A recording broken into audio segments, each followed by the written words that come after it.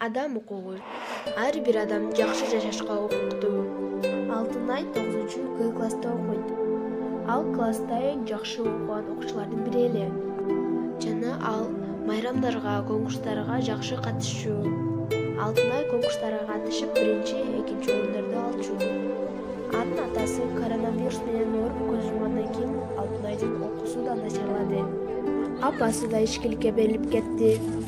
Алтынай көчөдө баратса, аялдар, кыздар үстүндөгү кийимди көрүп, сөз кылып шылыңдашчу. Бир күнү Алтынай иш издеп көчөгө чыкты.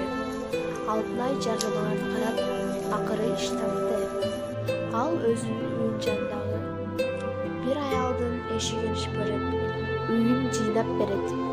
Ал мектепке да барбай койду, себеби аны жетим деп мыскылдашчу. Бир күнү бир аялдын эшигин шыпырып жатканда Алтынайдын апасы келип калат. Алтынайды алыстан күзөтүп турат. Аны көргөн апасы спирт ичимдигин уялганынан жерге ташап салат. Аны уккан Алтынай: "Папа, кызым, спирт ичимдигин ичпейм.